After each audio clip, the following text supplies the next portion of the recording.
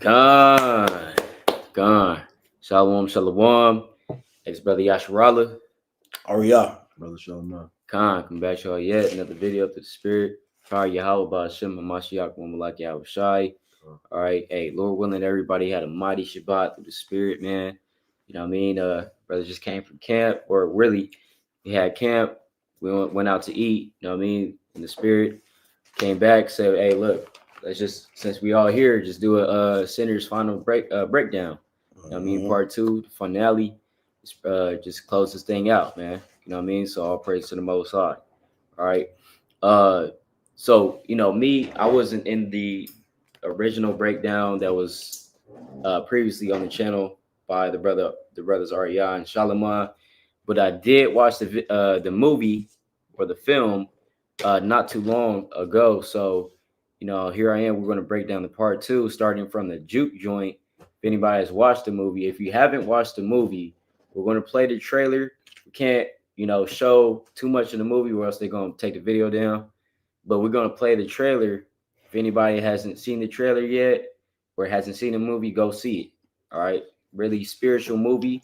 You got to watch the movie. Every movie that come out, you got to watch it with a spiritual mind. Yes. Right. You can't just go in there it's just entertainment. No, you got to watch it with a spiritual mind.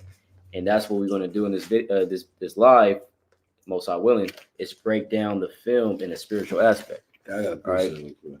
Oh, yeah, appreciate it. Khan, this is 1 Corinthians chapter 2 and verse 13. Khan. Which things also we speak, not in the words which man's wisdom teaches, but which the Holy Ghost teaches, comparing spiritual things with spiritual. Right? So everything in this world, you have to look with spiritual eyelids. Spiritual, to put it in the spiritual context, you have to look at everything. So when you look at certain movies, you can't look at it like a movie. Just like we don't look at the scriptures like a regular book, right? Yeah, right. There's a lot of stuff we don't look at regularly because it's not regular. Everything's spiritual. Everything got a spiritual meaning to it. So we always want to have our eyes open when the Most High drops things in people's spirits to do stuff like that, right? It's another one real quick. This is Wisdom of Solomon, chapter 12 and verse 1. For thy incorruptible spirit is in all things. See that? So the spirit of the Lord is in all things, right? So we have to use our eyes because he's only showing that to his elect, right? So we got to use our eyes to compare spiritual things with spiritual. I yield with that. Hey, Con, that's right, man. That's right. So I'm gonna just go ahead and play the trailer real quick. So it's like I'm gonna share my screen, play the trailer. And Con, shalom, everyone that's on live. Shalom. Con, all praise to the Most High. See if I can do a window. Just share the window. All right, Con. So, hey, you might if you just check on your phone, see how it look.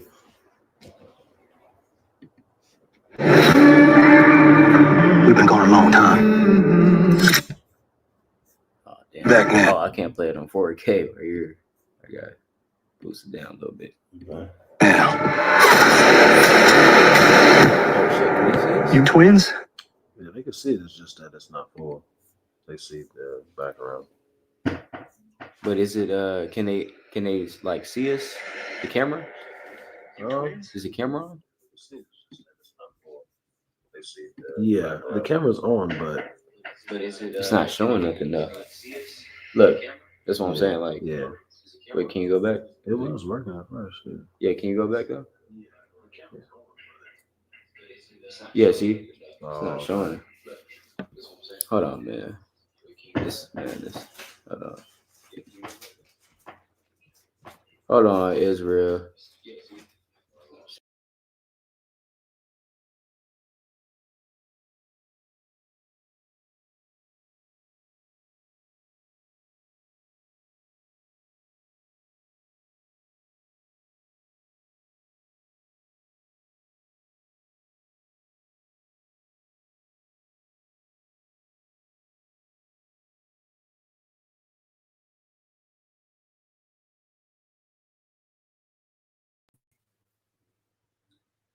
We gotta check now. Can you check now?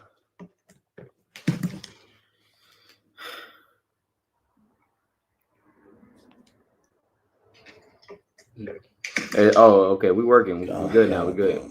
Okay. Brother said we could see. Yeah. All right. Come on. All praises.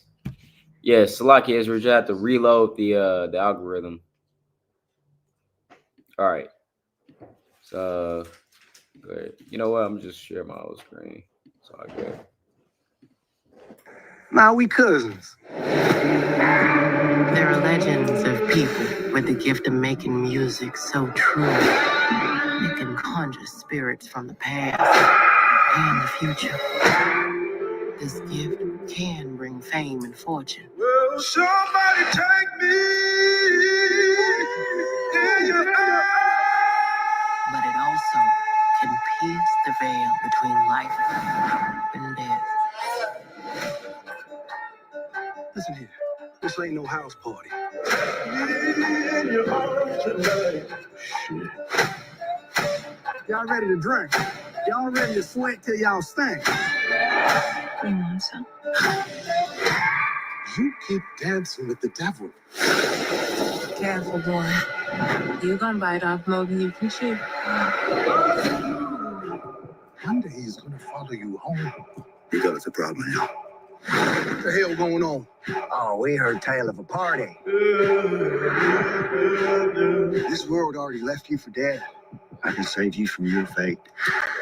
You don't need no saving. Yes, you do. And you are? I am. Your way out. Don't cry. It's all better now. Yes, I lied to you. I don't believe in magic. Ghosts, demons. Just power. Somebody please take me.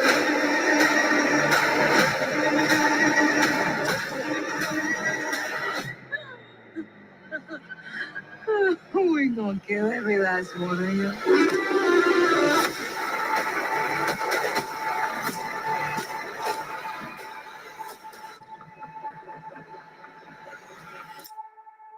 That was cool. Hey, I didn't mean to scare you. Thought y'all forgot about me in here. Come on, open the door, let on out of here. Stay. It's you? Of course it's me. Open the door. That ain't your brother.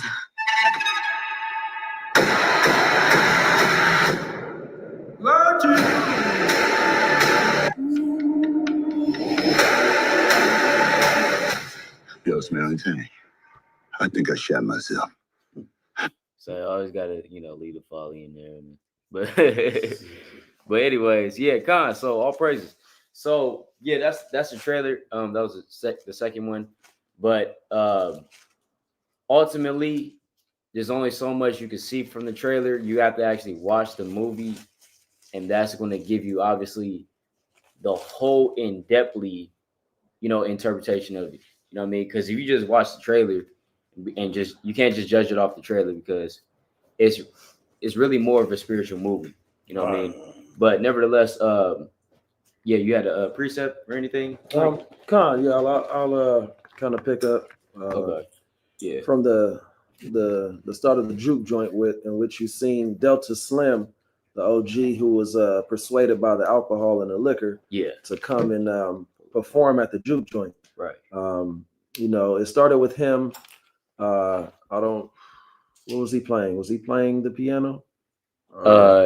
He was playing some instrument. At first, he was playing the harmonica. That's the train station. Yeah, okay, that's what he was doing. Yeah. So, and I think he was doing that in the beginning of the music scene in the juke joint. Yeah, I could try so, nonetheless, Delta Slim, he played his. He got the vibe, going, the intro going, and then he introduced Preacher's Kid, and Preacher's Kid was really significant because he was in the midst of a spiritual battle within himself. And then let me get something right quick. Ephesians chapter 6, real fast, Baba Shah. This is the book of Ephesians chapter 6, and this is verse 11. And it reads, Ephesians 6, 11. Let's start at verse 11. It says, "Put on the whole armor of God, that ye may be able to stand against the wiles of the devil. For we wrestle not against flesh and blood, but against principalities, against powers, against the rulers of the darkness of this world, against spiritual wickedness in high places." So we seen what Preacher Kid was going through. He had already been conflicted within his spirit to, stay in the house of God under his father's authority, and being instructed in the ways of righteousness, in terms of the movie. And then also, being seduced to the left-hand side and seeing the pleasure that came with being involved in that world, in which we all know First John chapter 2 and verse 15 tells us to love not the world, neither the things that are in the world, for he that loveth the world, the love of the Father is not in him. Mm-hmm. You know what I'm saying? So again, it starts off with that scene in Preacher's Kid. He has a song to his father, in which the people are all in agreement with his spirit, and as he starts to sing, and his life and what he was having to do under his father's authority. He really got the kind of the vibe jumping, but it was all types of manner of spirits that our people are making themselves susceptible to when we indulge in such activities. And a lot of our people, Black, Hispanic, Native American, we all like to have our moments of just having fun. You know what I'm saying? We deal with so much oppression in this society. Preacher's Kid was, kind of persuaded, by his cousins, Stack and Smoke twins. He heard so many great things about Chicago. Brothers ain't got to deal with Jim Crow out there. Yeah. So, our people are just, they want to get away from the oppression, and Stack and Smoke let them know, like, it's not that, bro. Yeah. So that's why they came back to Mississippi, because they said it's better to deal with the devil that you know than the devil you don't know. Mm. You know what I'm saying? So, but again, and just thinking about all the oppressions, we like to just get away for moments. And that's why that turn up spirit is so heavy within our people. We catch so much hell that little moment of pleasure, just, it feels like heaven for you.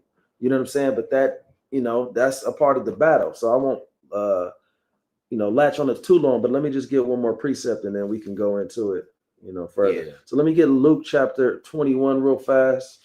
Because Yahweh Shai told us to keep watch, man. Keep watch, and for if the man of the hour, knew when the thief coming, he would prepare himself. You know what I'm saying? So we are in the spirit of having to keep watch.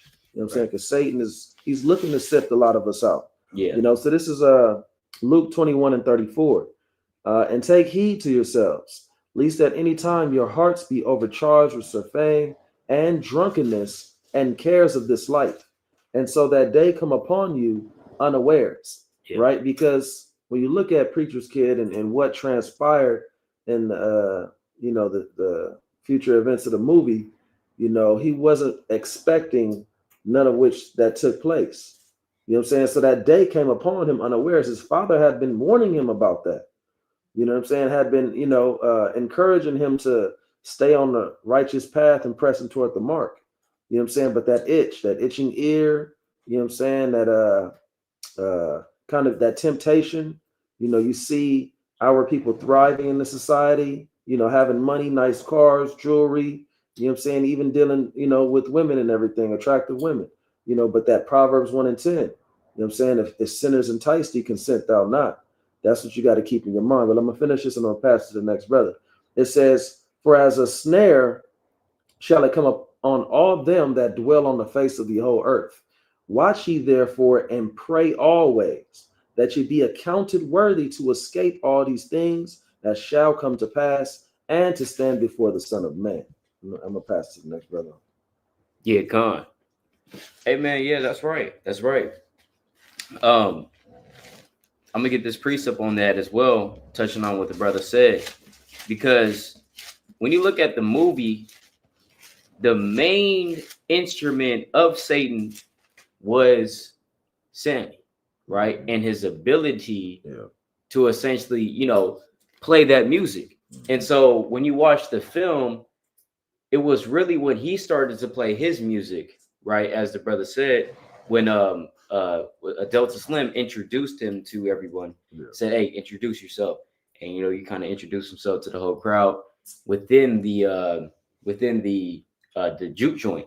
So it wasn't until he started to play his music did everyone start to get into that spirit of, you know, let me get this precept on that, right? This book of 1 Corinthians, chapter 15, 1 Corinthians 15, verse number, let me see here what I want. Yeah, 32. If after the manner of men I have fought with beasts at Ephesus, what advantage it me if the dead rise not? Let us eat and drink, for tomorrow we die. So that's the kind of spirit that was within the juke joint at one point in time. Let us eat, drink, and be merry, for tomorrow we die. And what happened on the morrow, right? What happened on the morrow? What happened when the sun came up? And what's so spiritual about that is when the juke joint happened, it was nighttime, no sun whatsoever. Everyone came, gathered together, right? And they had the, you know, had the little function. Now, in the midst of the night, did Satan overthrow the house of Jacob? In the midst of the night, right? So what does the night represent? The night represents what? The time of darkness, right? When darkness foreshadows and overcomes the people, right? And this, I mean, that's a whole breakdown within itself. Right. But just to kind of fast forward, and then as you had Smoke, really the two prevailing individuals that prevailed in the night or through the night was Sammy and Smoke, right? And Smoke ultimately comes in and, you know, saves Sammy from Satan. So it's within, and I'm kind of taking this a little bit from Zabak, but when I say this, but Sammy, his fight was against Esau, and Smoke's fight was against his own brother. So what that represents is we're fighting it on both ends, right? We have the fight against Esau, and we got the fight against our own people. You know what I mean? So it's like, but what was so spiritual about that is when they seen all of the vampires essentially burn up, the sun also was coming up at the same time, right? To burn the individuals, that the evil individuals away. So what that kind of represented to me was in the midst of the night, that's when Satan came, overthrew us. But in the daytime, we're going to have that victory. And that daytime is when the kingdom comes. You know what I mean? It's established. But I don't want to, you know, get too far into it. But yeah, but I just wanted to make that quick point, you know, going into how it was really Sammy that had that instrument to bring that persuasion to the people, you know. But yeah, Khan, brothers, had anything else? Yeah, Khan. Yeah, that's a mighty point, man. Because say, you know, even we see in the music industry today, they use Judah, because you gotta understand what Judah name means. Yeah. Right. Give me a Genesis 49 and 10 real quick. Judah name means praise, man. Yeah. Right. They know that. They know what Judah name means, man. Yeah. And they know they monopolize on all the tribes' gifts and talents. You know, Issachar, you know, they know how to make money off of our gifts. And we turn our gifts into sin. Because even the book of Romans, chapter 11, it says that the gifts and callings are without repentance. We naturally got things installed in our spirits just being Israelites. Mm-hmm. We just got natural abilities and powers because we the prince of the power. That's right. Right? So we use that, but Esau masterminds and monopolize on, you know, our talents. Mm-hmm. Give me your influence, and I can make you famous. Yeah. You know what I'm saying? Not wealthy, no, I can make you famous. You know what I'm saying? Because if you look at the majority of our people in the industry, they're famous. You know, they got money and all that, but they're more famous than anything. And they lose all their money. They're still famous even when they lose their money. Yeah. But they lost everything, right? Yep. Give me your influence, and I'll make you famous. Yep. That's the deal that Satan gives to our people, right? Go ahead, King. It's the book of Genesis, chapter 49 and verse 10. Bring it out. The scepter shall not depart from Judah, nor a lawgiver from between his feet, until Shiloh come. I think it's 9, Salaki. Verse 9, Judah is a lion's whelp. From the prey, my son, thou art gone up. He stooped down, he couched as a lion, and as an old lion, who shall rouse him up? Okay. You mean verse 8, right? Verse Yeah, 8. Salaki, yeah, verse 8. Genesis 49 and verse 8. Uh-huh. Judah, thou art he whom thy brethren shall praise. Judah, thou art he whom thy brethren shall praise. Right. And we see that. Hey, a lot of our people, a lot of the tribes, hey, they love Judah music, man. Yep. They play Judah music. They love Judah styles. We got brothers that can contest to it, man. Brothers from different tribes in Israel, they can Judah's music is like a magnet to them, man. You know, they swag everything, right? And so Esau used that and kind of manipulates and use the influence. He weaponizes basically, right? And so when we looking at this movie, the devil vampire, the main character, his whole focus was on Sammy. Sammy was the individual that basically, like the brother was getting into. Yeah. Hey, he had the music popping. He had the juke joint, you know, really going up, right? And he was when he spoke, it was fire coming out of his mouth, right? Every time he made songs, right? His voice. His voice. Yeah. He said, "I want Sammy because I want to use his influence can do numbers in things that I can't do. Yeah. He can reach people that I can't reach. Right? That's what the devil do." Let me get this precept. Yeah, you got it. It's the book of St. Luke, chapter 22 and verse 31. And the Lord said, Simon, Simon, behold, Satan hath desired to have you, that he may sift you as wheat. But I have prayed for thee, that thy faith fail not. And when thou art converted, strengthen thy brethren. God.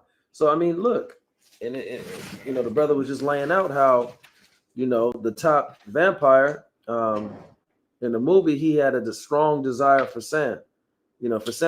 And, you know, that's in comparison to Yahushua telling Simon Peter, right? You know what I'm saying? How Satan desired to sift you out as wheat.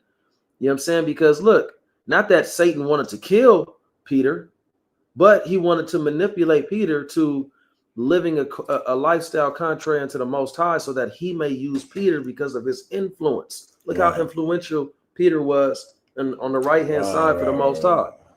Imagine how, you know, Satan could have catapulted Peter to another level, you know what I'm saying, if he worked on the left-hand side. Right. You got it, King. Nah, that makes sense, because even if you look at Matthew's, go to Matthew 16 real quick, and I believe it's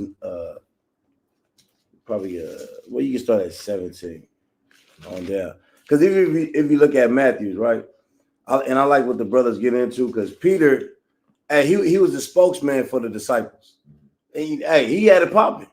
You know, he had the faith. He walked on water for a little bit, right? You know what I'm saying? He shook their hand most of the time. He the first one to stand up. He the first one that told everybody, "Hey, I'm willing to die for Yahushua," right? Hey, he the first one to deny them as well. So he was definitely a main individual that everybody kind of cleaved to. He had it popping. He was the first one in the day of Pentecost to shake the hand and wake up the elect, right? So when Satan says, like the brothers getting into, Satan said, or the Lord told Peter, "Hey, Satan wants your head, man, spiritually speaking," right? Go ahead. It's the book of Matthew, chapter 16 and 17. Uh-huh. And Yahushua answered and said unto him, Blessed art thou, Simon Bar-Jonah, for flesh and blood hath not revealed it unto thee. Right? Hey, the first thing Peter said was, hey, you the Messiah, man. All right. In the midst of all the deception the Roman rule or Roman powers in the midst of the Pharisees, Sadducees, Peter says, hey, you the Messiah. And the Lord says, hey, you didn't get this revelation from flesh and blood. Right? Go ahead. But my Father, which is in heaven, and I say also unto thee that thou art Peter, and upon this rock I will build my church. Yahushua gives him the revelation. On this type of faith, on this type of belief system, I'm going to build my church. Go ahead. And the gates of hell shall and the not, what? And the gates of hell shall not prevail against it. And the gates of hell shall not prevail against it. The doctrine, philosophies, all these wicked things that goes on, that comes out of the dragon's mouth. Go ahead. And I will give unto thee the keys of the kingdom of heaven. So he said, look, man, I'm going to give you the keys on the belief system and faith that you have. I'm giving you the keys to open the door of understanding to our people. Go ahead. And whatsoever thou shalt bind on earth shall be bound in heaven. Hey, whatever you bind on earth, that's like me giving you the keys. Say, hey, man, whatever you do, hey, you got the power, man. You second it. Not say Peter's second command, but he had somewhat of a power to where, you know, he had access to the, you know, to the kingdom of heaven. Go ahead. And whatsoever thou shalt loose on earth shall be loosed in heaven. Then charged he his disciples that they should tell no man that he was Jesus the Christ. Right. From that time forth began Yahushua to show unto his disciples how that he must go into Jerusalem and suffer many things of the elders and chief priests and scribes, and be killed and be raised again the third day. So the Lord told him the whole agenda, what's going to happen. He gave Peter the keys. He told him the whole agenda. Like, look, my hope, the only hope for Israel is for me to die and get raised back up. He told him the whole plan, right? What did Peter do? This is why when the Lord said, Peter, Satan wants you like, wait, what did he say? Wants to sift you out as wheat. Yes, Peter, Satan wants to sift you like wheat, man. But I pray. Let's see why he say that. After he gave him these keys, go ahead. Then Peter took him and began to rebuke him, saying, Be it far from thee, Lord. This shall not be unto thee. But he turned and said unto Peter. So Peter rebuked the Lord, man. He basically tried to, as soon as he gives the keys to Peter, hey, Peter locked the door, man. He damn near. Why? Because he was denying the plans of the Lord, man. The Lord had to go through the cross. The Lord had to go through the crucifixion. So the Lord are so soon as he get those keys, it's almost like he closed the door. You know what I'm saying? And Satan came right in. How he prove it?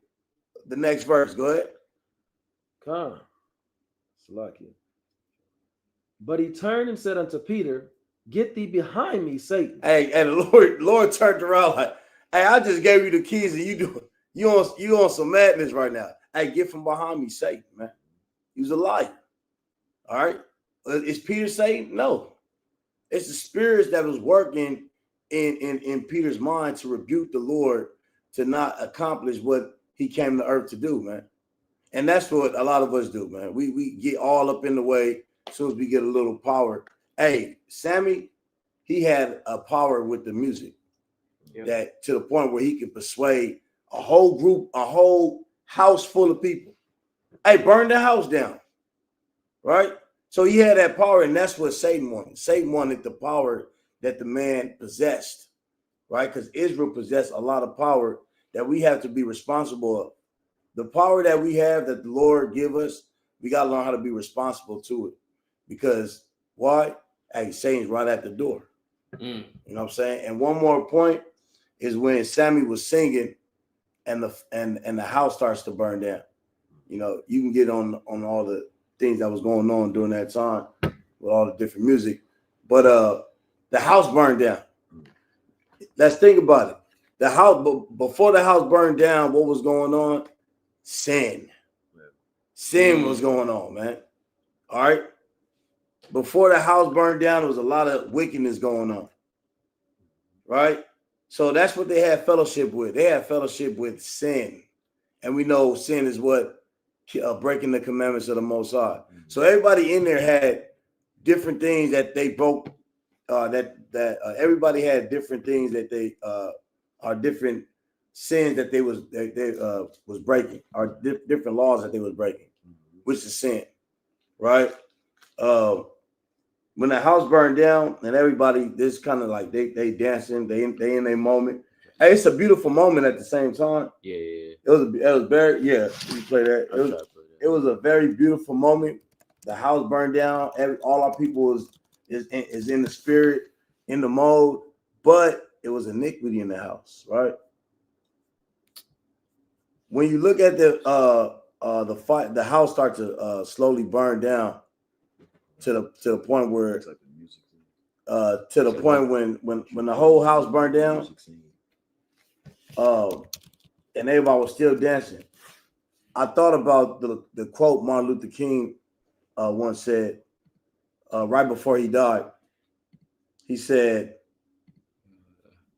that he felt like he integrated his people into a burning house. Yeah. Right? He felt like he integrated his people into a burning house, man.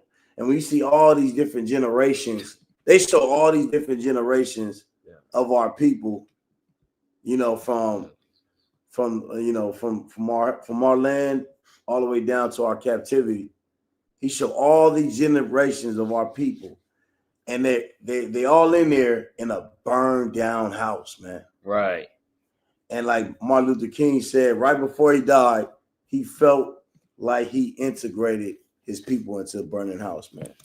Because sin, hey, there's no prosperity in sin, man. There's no safety in sin. So I'm gonna put this one more. It's a picture right here. Let me see. Yeah, put it out real quick. I'm gonna put this precept up.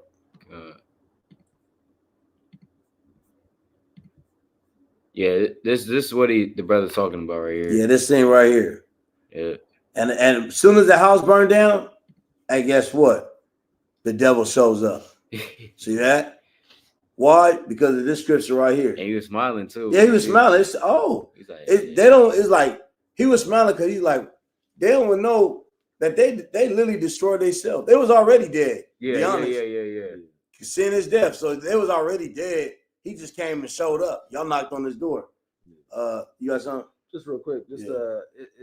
It kind of reminds me of Judith 5 and verse 20 on down, I believe, or 17 on down, where it talks about how the heathen, the Ammonite, in that particular chapter, he understood. He was giving edification on how it is that these people are, constantly going into subjection into another nation. It's when they don't serve their God. Right. When they are in sin, then you can overthrow them. Mm-hmm. But if their power is is their refuge, they're keeping the commandments. There's nothing you can do against these people. You know what I'm saying? Satan was right there looking at the house burning down, saying, "Oh, I can overthrow them now. I can overthrow them now." Yeah, you know what I'm saying? Watching the whole thing unfold. You know what I'm saying? Right. It's just like Balaam. Mm-hmm. Balaam tried to curse the people of the Most High. He couldn't. And he got them to curse themselves, man. Got the Moabite women all up in there. Yeah. And then once the Moabite women came, got up in there, they start eating stuff sacrificed to idols. Yeah. Hey, man, the Lord plagued that half of our nation. Yeah. Until they had to kill the ones that committed the crime. The only way Satan himself can get us can overtake us with the heathens is by us destroying ourselves, or breaking the commandments, which causing us to curse ourselves. This is Proverbs chapter 25 and verse 28. He that has no rule over his own spirit is like a city that is broken down and without walls. Right? And clearly all these men in there and women had no control of their spirits, man. Yeah. Especially a damn Chinese woman, man. Oh, man. Right? She had no control, bro. No control, man. No control, because in fact, who had to cover her mouth? Smoke, I think, eventually had to cover her mouth because she was talking too much. Yep. Like she was so frantic.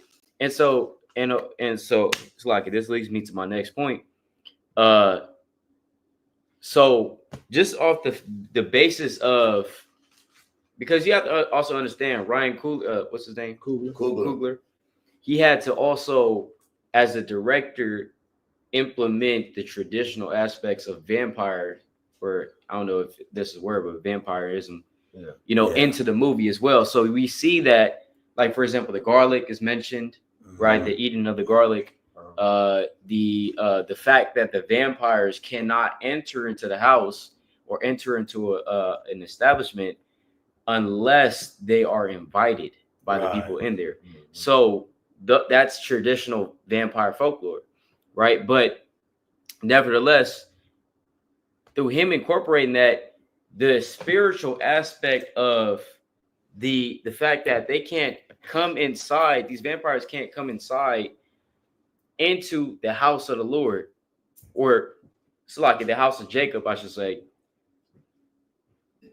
unless invited. So like unless invited. Yeah. You know what I mean? So what is that? Because what does the Moabite represent in the midst of the house of Jacob? That also represents that the heathen were amongst us in terms of living amongst us. You know what I mean? Like you had Ruth, you know what I mean? You had Ruth, the Moabites, you had various, heathen within the land of Israel, even though they weren't part of essentially the covenant that the Most High gave and established with Israel. But nevertheless, my point was that when we look at the spiritual aspect of how they can't come inside unless invited, the first vampire to come inside and essentially kind of overthrow the whole establishment was the white woman, the Edomite woman.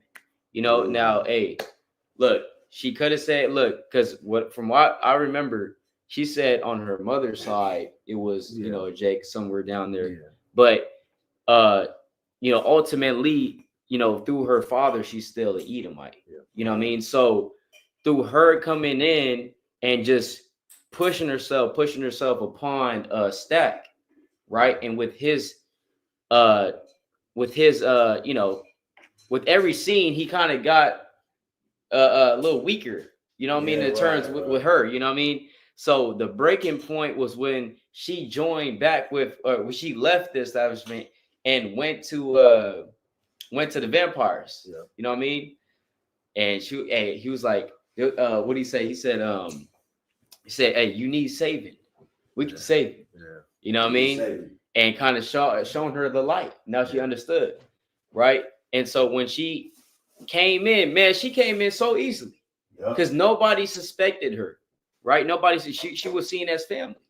You know what I mean? Nobody suspected her. The fact that you had a point. Well, she asked Cornbread. Yeah. So you gonna let me in? Yeah, you gonna let me in? Cornbread? Yeah. Cornbread moved out the way. Yeah, moved out the way. You know what I'm saying? So right. You got it. Yeah, exactly. Ask Cornbread, hey, you gonna let me in or not? Mm-hmm. And he was like, yeah. That's why Smokes girl, or Rib, whatever she was, she had a lot of discernment, man, throughout the whole movie. Yeah. She had a lot of discernment. Now she was into, the root work and some of the hoodooism and stuff. But at the end of the day, hey, that woman had a lot of discernment. And her discernment kept them alive for a little bit longer. Because they really could have got wiped out with the Edomite coming in there, killing Stacks. Yep. You know what I'm saying? So her discernment lasts. But also what I got about her, even though she had good discernment, she was on point. She knew what to do. She was telling what type of weapon to use to defeat these vampires. But nevertheless, she was a witch. You know what I'm saying? She was dealing with sorcery. You know what I'm saying? Yeah. And so you can only go so far with that. And that was powerful because you got a lot of our people today that's into these things. And you got a little somewhat of discernment. You're pretty sharp on certain points. But then at the end of the day, when all hell really break loose, that power is gonna only take you so far. Because who the last person that really made it? Yeah. It was Sammy. Yeah, Sammy. And Sammy had a father who was connected to the Most High. Now we know it was in a Christianity point of view on that scene, but just the fact that his father was into the Bible, we can use that. Yeah. You know what I'm saying? And a lot of us have, parents that, probably prayed for us before and probably had a belief system like Sammy's father, and that's probably one of the reasons why we made it to the actual truth. Just that surviving point in your life where you don't, you're trying to find your purpose, but in the midst of that is danger. It's all type of madness and folly that you got to go through. And then you finally make it there, and then you get the truth, right? Like there had to be some type of prayers going up that the Most High just gave a mercy and favor with, right? So, yeah, you got it. Oh, so like I just wanted to finish that point real quick with the Edomite woman that just came in so easily and infiltrated the whole thing, right? What does that symbolize? It symbolizes the fact that we're too kind and nice to these heathen, man. And we just let them infiltrate. I mean, it wasn't just her. It was also through first of all, the adulterous woman shouldn't have even been there. You know what I mean? First of all, right? But it's just through the adulteress, and mind you, both are adulterous women, right? Because the Edomite woman had a husband. The other one, the Jake one, it's like the Eve, she had a husband too. But you don't never see him in a movie. You know what I mean? So they both have husbands. They came to the juke joint and kind of infiltrated the whole thing. More so the Edomite woman than her. And then also the Moabite woman infiltrated at the end by not shutting her damn mouth and kind of just let everybody in there, the vampires. You know what I mean? By saying, come on. And she the first one to die.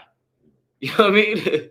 So it's like crazy. But but what I took from that, the main thing is do not mess with these Edomite women, man, because no good comes out of it. You know what I mean? They can come up, you can invite them to the house of Jacob, and now everybody dead because of her. You know what I mean? Yeah, this thing about how many Edomite women done killed black men just in this few years, man. All right. I mean, we got records of different murders. Well, what was it? It was like, I think it was, I don't know if they were twins or not, but it was two black men that got recently murdered by their white girls. You also had a Nigerian brother. He got killed by. Yep, he got stabbed. He got stabbed. Yeah. He got stabbed to death, and she put all his blood on her body to make it look like it was self-defense, like she was fighting him. Right. That's and then so when they came in there, they seen the dog licking her body. I mean, a straight horror scene, man. Yeah. You know what I'm saying? I mean, there's thousands of records of Edomite women biting, spiritually speaking. Hey, Jake, man. You know what I'm saying? Yep. Con, hey, so Con, again, we see our people all the time, and our people get excited when dealing with these heathen, off of the smallest things. The smallest of Edomites or corniest of Edomites shows that he has a little bit of rhythm, and you want to invite him over. You want to embrace him as an Israelite. Some camps do that, right? Right. He can rap. Oh, he's got a little Israelite in his bone. And a lot of our people do the whole. She's invited to the cookout. He's invited to the cookout. Yeah. And that's you inviting those spirits unto you, in in your circle and everything, right? So again, like the brother said, is just being circumspect, with who you allow around yourself. You know what I'm saying? You are the company you keep. You know what I'm saying? And the Most High says, it's a rock. You don't ever see the wolf hanging out with the is it the lion? When we get there? Yeah, you get that one fast. Yeah. So likewise, and the same thing is going to come, because these people were created to be our enemies. You know what I'm saying? So bring it up, King. Yeah, this is Sirach 13, verse number 15. Every beast loveth his like, and every man loveth his neighbor. All flesh consorteth according to kind, and a man will cleave to his like. What fellowship hath the wolf with the lamb. Right. So the sinner with the godly. Mhm. What agreement is there between the hyena and a dog? Right. And what peace between the rich and the poor? Right. So we see it's distinctions between all of these different groups. Yeah. You know what I'm saying? The hyena with the dog, they don't hang around, they don't get along. You know what I'm saying? The wolf and the lamb, you know, they're going to be terrified of the wolf. You know what I'm saying? So likewise, it's going to be the same thing with, you know, the different nations that the Most High created. Right. We were never meant to be together. You know what I'm saying? Jacob and Esau were going to be at odds forever. You know what I'm saying? That's from the beginning of Rebecca's womb. Yeah. You know what I'm saying? So let me get this right quick in First Maccabees, chapter 1 and verse 30. Well, I'm going to start at 29. It says, and after 2 years fully expired, the king sent his chief collector of tribute unto the cities of Judah, who came unto Jerusalem with a great multitude, and spake peaceable words unto them, but all was deceit. And that's what we saw from the vampires that came up to the house, to the juke joint, and looking to, you know, they played their little tunes, tried to get, you know, Jake and Eve to, you know, kind of vibe to the, the drums of Babylon. Yeah. You know what I'm saying? The tune of Babylon. And, you know, our people did agree, like, I mean, it's actually sound kind of good. You know what I'm saying? You know, it's kind of enticed by Esau's music, you know, by the music of Babylon. That's what that symbolized, right? But one more time, it says, and spake peaceable words. That's what they did. The head vampire and the two that he had with him, the couple that he had with him, in which he seen a little bit of evil in their house and was able to seduce them into strengthening them into having that white power, you know what I'm saying, that white nationalism spirit upon them. You know what I'm saying? So he's seen the clan mask in the house. Hey, that was all he needed to see, right? But again, and spake peaceable words unto them, but all was deceit. For when they had given him credits, he fell suddenly upon the city and smote it very sore, and destroyed much people of Israel. You know what I'm saying? So much to the point where a lot of our people got taken to that other side, that dark side, that evil side. You know what I'm saying? So I'm gonna get another precept on that real quick. Brothers brought it out today, actually, when we was out there teaching. What was that? Ecclesiastes chapter 10, real fast, in verse 2. Salakia, and it reads, a man's heart is at his right hand, but a fool's heart is at his left, right? So, you know, again, you know, we were called to be working in the right hand of the Most High. That's the side of righteousness. You know what I'm saying? Esau is going to operate in a left-hand side spiritually. You know what I'm saying? So we cannot be deceiving ourselves into believing that there's some good ones out there. You know what I'm saying? There's some that's for us. You know what I'm saying? He gave me a pack of smokes, pack of squares back in the day. Let me borrow some sugar. You know what I'm saying? None of that, you know what I'm saying, madness. You know what I'm saying? So again, it says that he spake peaceable words, but all was deceit. Esau didn't say one thing that was remotely true.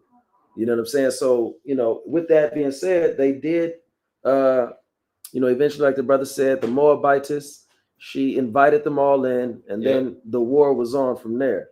You know what I'm saying? So we see some people get taken, some people get eaten.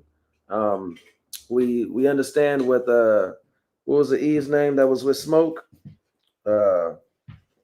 Miss Annie. Oh yeah, Annie. We seen her. She made the kind of covenant with Smoke to make sure that she, you know, kind of hey, thrust her through before she's fully given unto evil. Right. You know what I'm saying? Right. So, but eventually it got to the point where, let me see, I don't want to skip certain things. The brothers got something. Let me see right quick. Let's see. So again, Esau overthrows Judah. We've seen that. So yeah, I mean, we could fast forward all the way to the point where, you know, we see what transpired. We seen where Smoke and Sammy was fighting off the devil. You know what I'm saying? And I know you had something for that particular scene when he got hit in the head with the what was it, the guitar, the Edomite? Yeah. Didn't you have something for that? Or no, okay. But nonetheless, we seen that take place, and we seen what happened in that very moment. I'm trying to remember what took place when Smoke came out there and rescued Sammy, and what the sun came up. Sun came up, all the vampires started to burn. And then he was burning. They was quoting the prayer that Sammy was speaking. Yeah. Which Okay. was Matthew 6. Yeah, that's right. They was doing the Lord's Prayer. The Lord's Prayer, yeah. You know, they were saying the Lord's Prayer, and then it kind of looked like it was kind of like a church scene in that moment. Yeah. You know what I'm saying? You got the white man, he's the main type of pastor, and all his leaders all his followers is following him, kind of chatting the same quote. Yeah. They can feel what he feel. Yeah, and it was kind of mockery to some degree. Yeah. On one hand, and then also at the same time, you know, I know I heard somebody say that the book and, you know, the prayers and the scriptures had no power over the demons. You know, however, you know, we could say the same thing about you know, the hoodooism. You know what I'm saying? Because Smoke was like, okay, Annie, you know, you prayed for me, it worked for me all these times. But why didn't it work for the baby? That's a good point. You know what I'm saying? Why didn't it work for the baby? And, you know, why you couldn't keep the baby alive? And ultimately, Sammy had somewhere he could go, and, you know, he was well. Yeah, she had no answer for it. Annie had no answer for it. Yeah. You know, but Sammy had, you got it, King. It's like, didn't she say like it was ordained or something like that? Or my trip? Man, did she say something like that? Like it was meant to be. Or something like that. Yeah. I mean, if I'm not mistaken, she said something like that. But yes, like, go ahead. No, yeah. But Sammy had somewhere to go. He still had the house of the Lord to attend to. Yeah. While anybody else, you know, if Smoke didn't cross over, he eventually passed. But what was Smoke gonna do? You know what I'm saying? He had nowhere to turn to, nowhere to go. Annie's gone, his brother's gone. Right. You know what I'm saying? So, hey, the house of the Lord is gonna stand forever. You can't take that away, man. Isaiah chapter 40 and verse 8. That's right. You know what I'm saying? The grass withereth, the flower fadeth, but the word of the Most High shall stand forever. Yep. You know what I'm saying? So, but yeah, I mean, and then we can kind of, you know, fast forward to the part where, you know, there was various moments, but really, I would say when Hogwood came back, and Hogwood was the Edomite that sold the property to the Smokestack twins. Yeah. And somebody notified Stoke that Hogwood was the grand dragon of the Ku Klux Klan. Yeah. You know what I'm saying? Meaning he was the head honcho. He was the top guy of the Klan. And now, mind you, Hogwood told Smoke and Stack, hey, the Klan doesn't exist no more. Yeah. There's Esau being more deceptive. Yeah. You know what I'm saying? Telling more lies. You know what I'm saying? Psalms 58 and 3. You know what I'm saying? He can't help it, man. You know what I'm saying? He was born speaking lies. Yeah. You know what I'm saying? And deceiving. It's in his spirit. It's in his nature to do that. Yeah. You know, so, but this was the moment of revenge right here, man.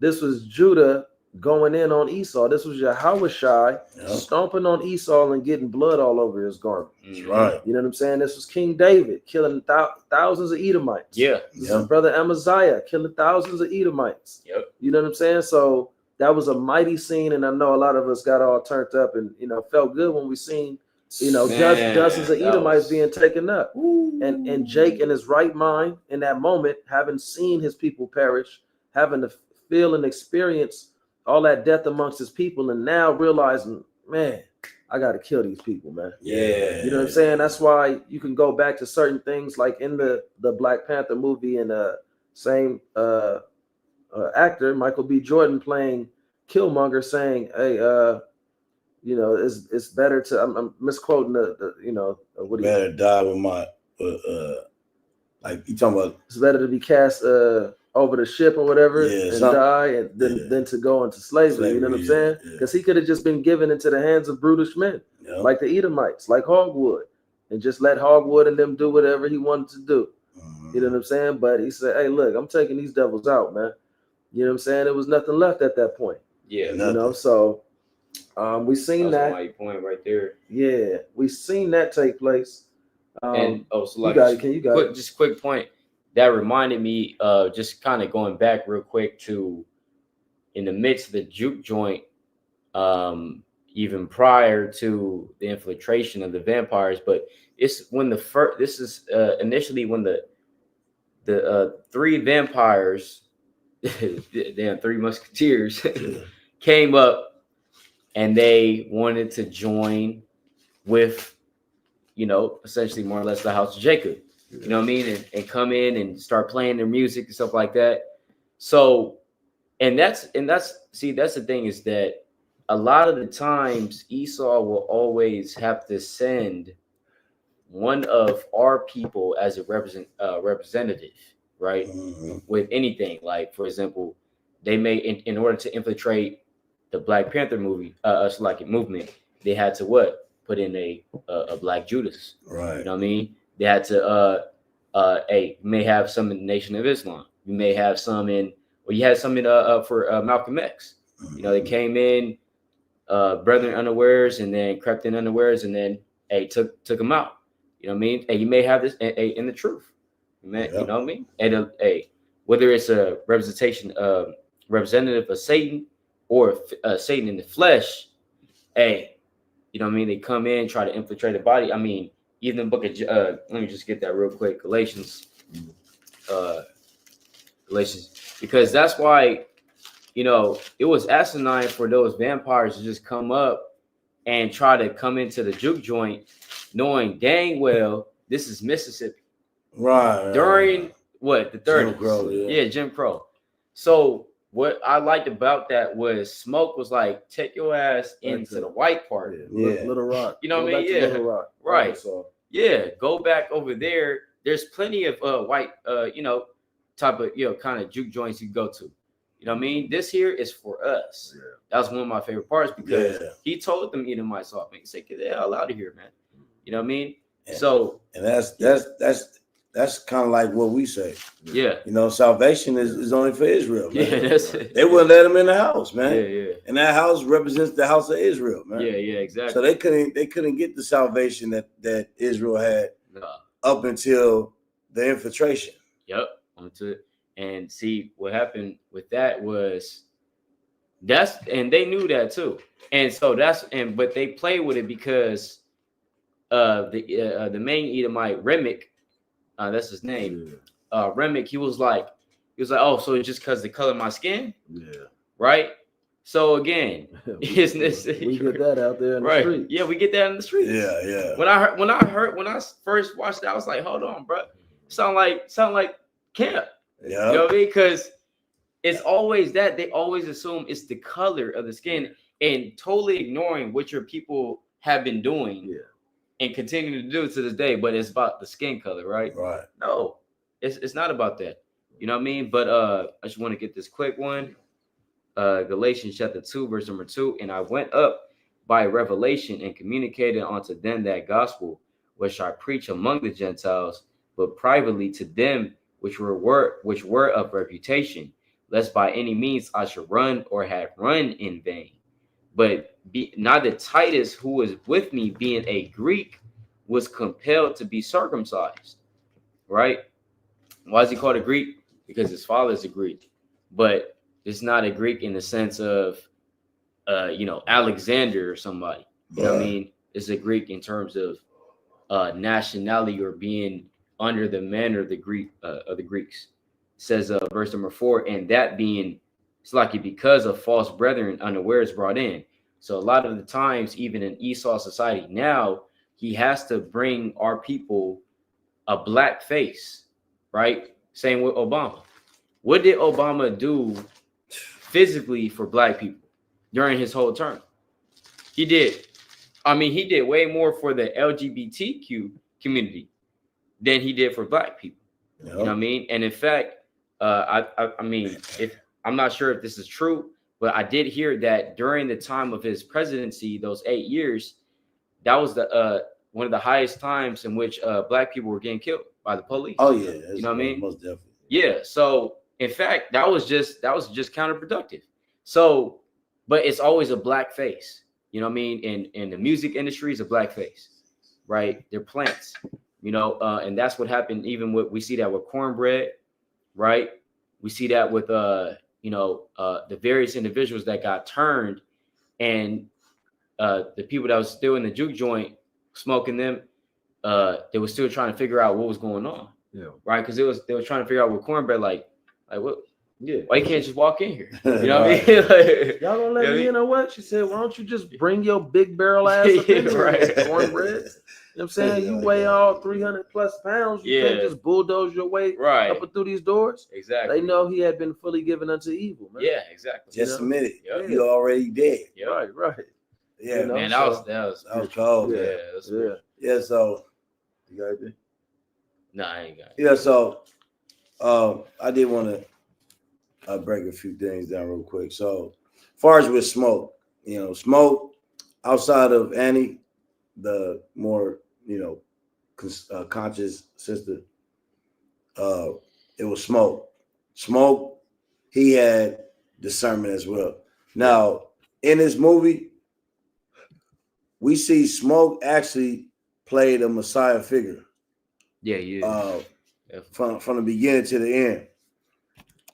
In the first scene, well, not the first scene, but it was in the beginning. They was in the truck, and they was trying to kind of hide. They was trying to hide the truck because I guess they had liquor in it, so they try to hide the truck and get in another car. And so when they come out, Sammy opens. Well, they open the trunk, but Sammy was right in the middle of it. And once they pulled the covers back, a serpent was there. It was a snake. Yeah. And the snake was ready to attack. And it was kind of looking at Sammy, low key. And so Stacks threw the knife at Smoke, and Smoke ended up cutting his head off. Right? Now that's all spiritual, man. Because from the beginning to the end, you can see that Ryan Coogler, he kind of squeezed in kind of a Messiah figure, which we describe as Yahweh Shai, knowing Yahweh Shai is a so-called Negro from the tribe of Judah, so-called because we ain't Negroes. Can you give me what was that? One I was looking for. Genesis 3 and 15. It's the book of Genesis, chapter 3 and verse 15. And I will put enmity between thee and the woman, and between thy seed and her seed. It shall bruise thy head, and thou shalt bruise his heel. Right. You know what I'm saying? The Lord going to bruise the head of the serpent, man. And that's what we seen in that movie when he cut the head of the serpent off, kind of threw him in the bushes, man. All right. That was it. Oh, he was playing Yahweh Shai, man. He had a Yahweh Shai spirit on him as well. Right. Another Yahweh Shai scene is when he was actually fighting the Edomites, right? The Lord, Smoke, he gets pierced, he gets shot on the side. You know what I'm saying? He gets shot right on the side, like Yahweh Shai, by the Romans, got pierced on his side. Yeah. You know what I'm saying? And another point is the fact that he killed all those Edomites, man. Yep. Like Romans chapter 1-7. He said he's gonna come back to those who pierced me. Yeah. You know what I'm saying? Yeah. and he That's crazy. Yes, you know what I'm saying? And he literally killed everybody on there. And as Brother Shalom was talking about the what was it? The Klansman, what was his name? Hogwood. He was a dragon. We know Revelation chapter 12, it speaks about the red dragon. Right? And the Lord, and on that dragon's head, it was many crowns, right? And then we see Yahweh Shai in Revelation 19, where he got many crowns on his head. I wonder where we took that from. Yeah. You know what I'm saying? Another Yahweh Shai scene is when he was about to die. Well, when he was fading away because he got shot. He got pierced on his side. And he was fading away. He started to smoke. And he turned around and he seen his rib. She's dead already, but he see his rib, and his rib got a baby. Yeah. Right? Baby. Give me Revelation chapter 12. Because that rib that he had, the sister Anna, or is it Annie or Anna? Annie. Hey, she had all white on, right? Hey, she represents the nation of Israel, man. through the Spirit. And she had a veil too, or no? Now she had no veil on. She was feeding her baby. All right, give me Isaiah 66 and 8. And I'll close on with that. Revelation 12 and 1. Yeah, Revelation chapter 12, verse number 1. And there appeared a great wonder in heaven, a woman clothed with the sun and the moon under her feet, and upon her head a crown of 12 stars. Upon her head a crown of 12 stars, right? Yep. That's the woman, man. So Annie, she played on a spiritual level. She played the nation of Israel, man. Yeah. And the baby, that was the remnant of her seed, man. That was us. That was the rebirth of Israel. Israel being rebirthed. And they both stood up. They had a baby in the middle. You know what I'm saying? Through the Spirit. Go ahead and read that. This is the book of Isaiah, chapter 66, and verse 8. Yep. Who hath heard such a thing? Who hath seen such things? Shall the earth be made to bring forth in one day? Or shall a nation be born at once? Shall a what? Shall a nation be born at once? For as soon as Zion travailed, she brought forth her children. She brought forth her children, man. Soon as Israel goes through traumatic tribulations, she brings forth her children, man. We are the descendants of that woman, right? So that was a symbolic.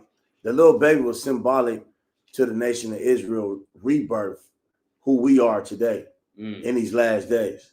And the woman represents Israel. And Smoke in that moment after he killed all those Edomites, and we know in Isaiah 66, that the Lord's coming back to kill Edomites, man. That's right. All right. He's coming back to kill Edomites. So he played a Yahweh Shai throughout the movie, in and out. Yeah. Throughout the movie in so many ways. And his discernment, and also, you know, wasn't his rib, Annie, she kind of played like wisdom too. She was like the wisdom in his ear. You know, like the Lord says, you know, the women is our wisdom is like a woman unto me. Yeah, yeah. You know what I'm saying? Yeah, you got it. It's lucky, and not to mention too, Smoke's real name in the movie is Elijah. Yeah. And his brother Stack, who's the more looser guy, you know, he liked to play. Yeah, he almost got into a fight with Cornbread over, you know, some disrespect for his brand. Right. Like that's just some shaky. Like he, you know, you gotta watch out. Like Stack, he that 20, you know, you gotta watch out for it. Yeah. And remember, like Smoke, he was like, remember when they were departing, and Stack had to go with Sammy, right? And Smoke had to do his own thing, right? When they split, that's why he was worried for him. He's like, "Hey, look, you gotta watch this guy." Yeah, he too loose. He too loose. Yeah, and he told Sammy, "You gotta watch this guy, man." Yeah, Stacks, he kind of represents Israel. You know what I'm saying? Jake. Jake. You know what I'm saying? Jacob. Jacob. Yeah. The wild Jake. You know, always going off the curve. Yeah. Yeah, that's what he is. So you told him, look, you gotta watch this guy because he, you know.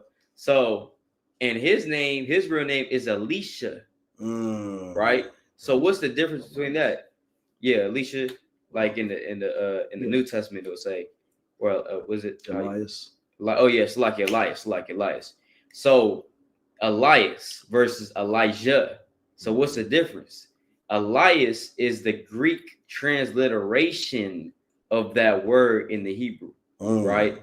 Now Elijah is the English from the Hebrew, but the Elias is the Greek version of that Hebrew word. So the difference would be in the spiritual. Why Smoke? He was the more austere, Yahweh Shai, masculine type man. Yeah. And then Stack was more so, you know, that, you know, as a brother said, the Jake form, like in the world. You know what I mean? Like how Timothy, you had Timothy, he was on fire, but his father was a Greek, all up in the world. So of course, if you're a Greek, you're gonna have a Greek name. Right. You're gonna have a Greek mindset. You're gonna have a Greek, you know, Greek ways. But Smoke, although he wasn't fully righteous, he still represented that masculine righteous man. Right. You know what I mean? In various places. So, you know what I mean? That's therefore his name being Elijah. But yeah, come on, you got it. Brothers is gonna wind it down, but I did want to speak on Samuel's return to his father. That was in liken unto the prodigal son in St. Luke chapter 15. Right. This is Luke chapter 15, and I'm gonna just get straight to the point. It says, verse, I'll just read towards the end. Verse 30.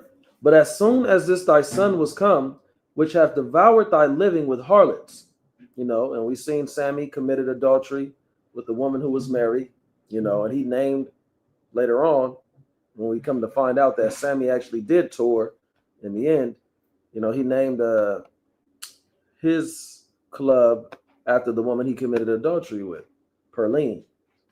That club was called Perline's, right? So nonetheless, it says, but as soon as this thy son was come, which hath devoured thy living with harlots, thou hast killed for him the fatted calf.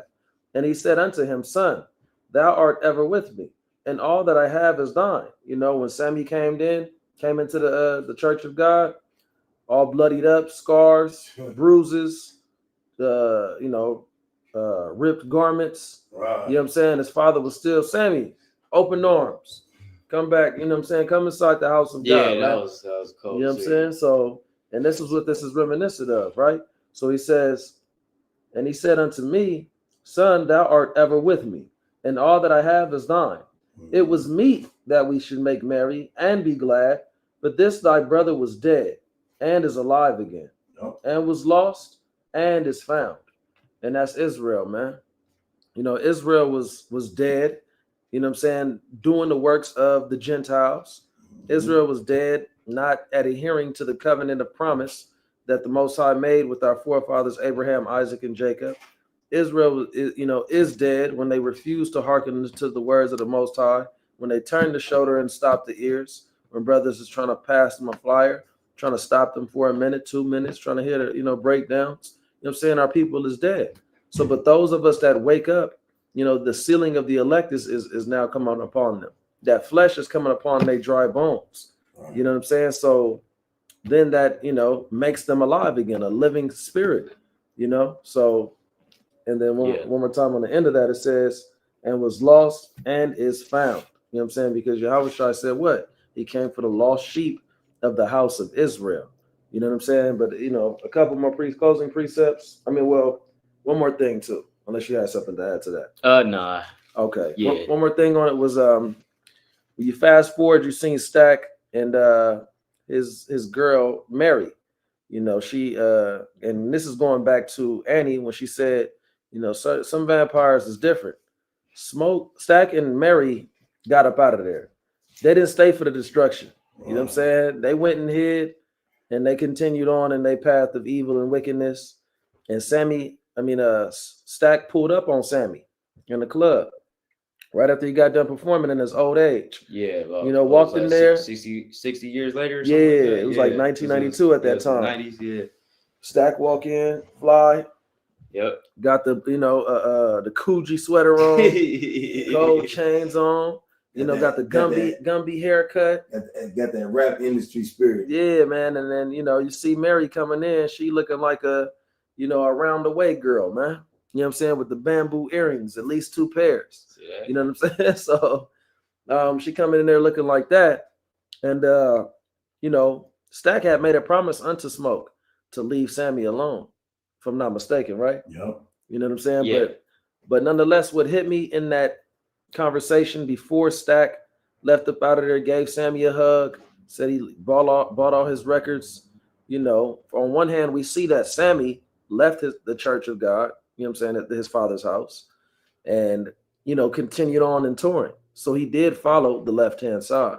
Right. We do see that. So Sammy did give away his soul, but also when before Stack left, Sammy said, hey, you know what?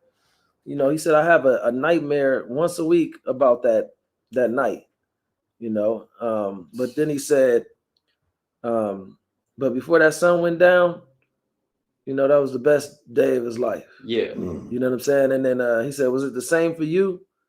And Stack replied, yeah, you know, that was the last time I got to see my brother, the last time I saw the sun. And just for a few hours, I felt free.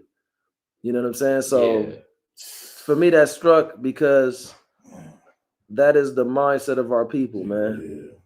That's a heavy spirit upon our people to, you know, reminisce on people that we've lost. You know what I'm saying? To, you know, live it up in the day, all the way through the night. You know what I'm saying? And you know, we like to cover the pain, man. We like to feel free. So, but this, I'm gonna get this right quick in Ecclesiastes chapter 10. I think that's what I want. Ecclesiastes, actually 8. Ecclesiastes chapter 8, and this is verse 8. And it reads, so 8 and 8, right? Know what I want? I'm gonna say 8 and 11. It says, because sentence against an evil work is not executed speedily, therefore the heart of the sons of men is fully set in them to do evil. Though a sinner do evil 100 times, and his days be prolonged, yet surely I know that it shall be well with them that fear God, which fear before him. You know what I'm saying? So again, man, that turn up spirit, that spirit to, you know, just rest in folly and you know, debauchery, it's not gonna last you. So I'm gonna give my closing precept if brothers got theirs. You know, this is the one thing that I want brothers and sisters to take from that movie.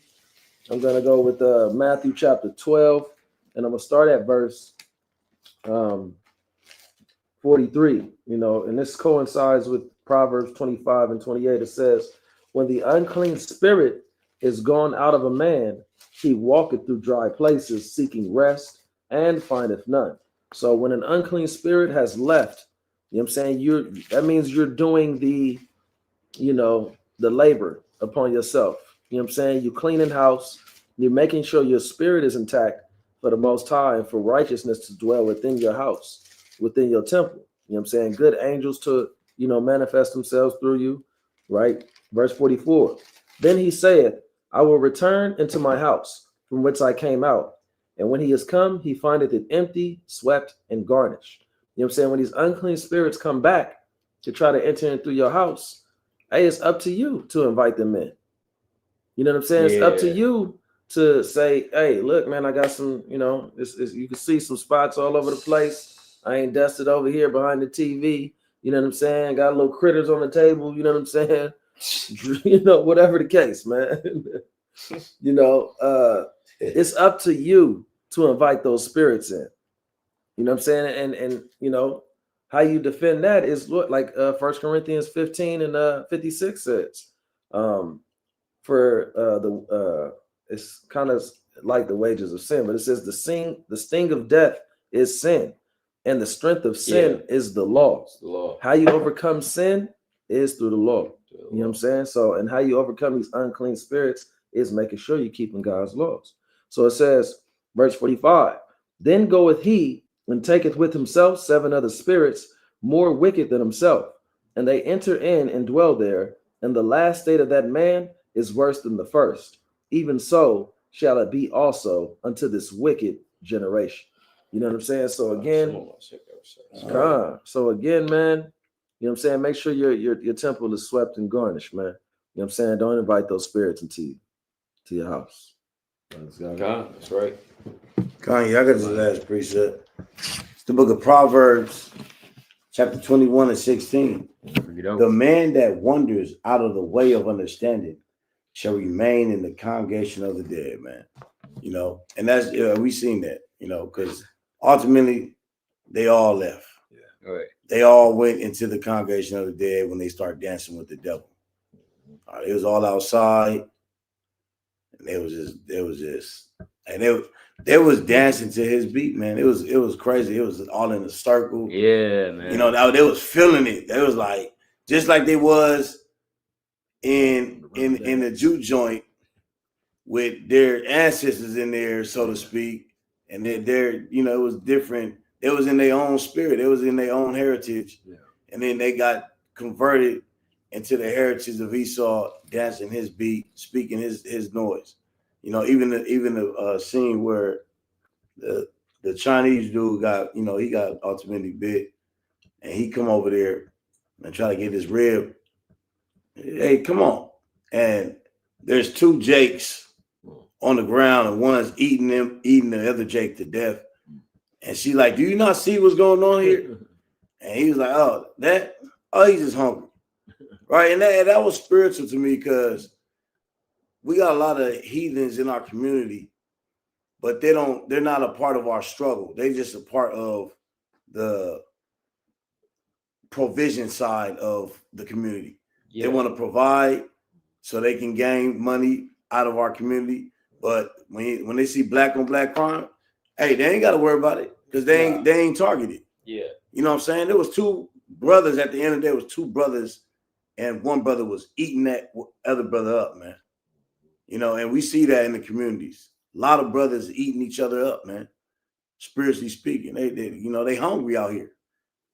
You know, and you got these heathens all in our neighborhoods, as the scripture says. It's one of the curses, Deuteronomy 28:43. You know what I'm saying? The strangers shall go up, you know, amongst us. You know, we see all that, man. Yeah. So, hey, just to rewind that,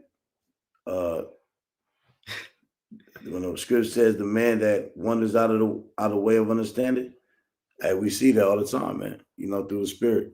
So you leave it with that. Come, man, that's right, man. You know, although it's a lot of great points in the movie, you know, like I said, the main point I seen was to not let the house of Jacob be infiltrated. Yeah. By who? I'm gonna say it, man. So-called white men. Right? So-called white men and so-called white women.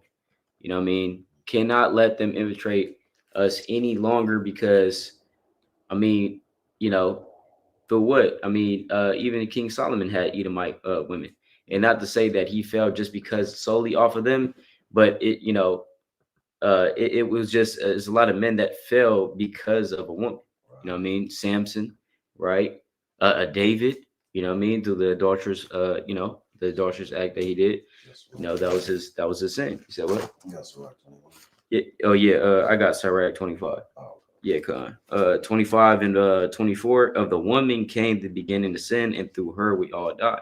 Now we know that the first woman that is talking about is not necessarily a Edomite woman, but it's Eve.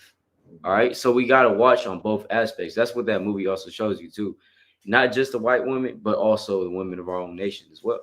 The adulterous woman that walks with that wanton eyes, you know, because you tell from off the bat when she when the movie showed her at the train station and she was looking at Sammy perform, and Sammy was like, hey, you know, what's up? And he's like, oh yeah, but you know, I'm married, so you know what I mean. But hey, so look, if we fall about, you already shut that down. Yeah, you know what I mean, shut that down. Like, hey, sis, you're not, you know, hey, you going off. You going off. All right, shut that down. Yeah, do it, Joseph, man. You know what I mean. But hey, easier said than done. But hey, all through the spirit, we can do it, man. All right. But yeah, all praise to the Most High. Wrap it up, man. You know what I mean? Brothers, midnight lesson. You know what I mean? After camp, overtime. That's right. Khan's brother Yasharala. Hurry up. Khan. Hey, all praise to the Most High. Shema Mashak Yabashai. Willingness is edifying. Hey, go ahead, check it out if you haven't. Hey, Shalom. Kwam Yasha. Khan. Oh shit.